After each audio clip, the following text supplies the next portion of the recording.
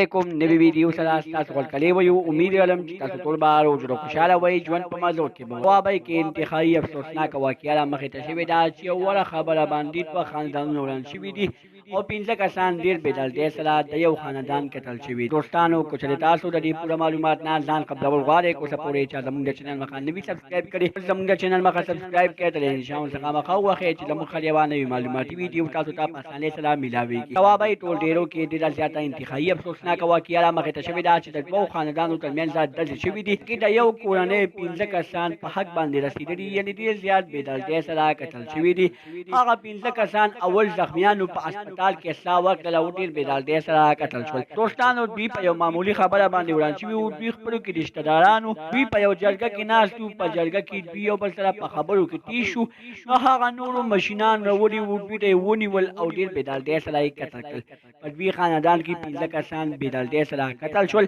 او 15 شپږ په هسپتال کې ډېر په بد حال باندې پراته دي د هغوی لپاره د دواګانو ضرورت دی چې هغوی له الله تعالی زندګي ورکړي دوستانو که چېرې زموږ دا نننۍ ویډیو خوښه شوي وي زموږ د چینل مخه سبسکرایب کړئ تر دې نشان څخه مخه ووهئ زموږ خل یوه نوې معلوماتي ویډیو تاسو ته په اسانۍ سره میلاویږي والسلام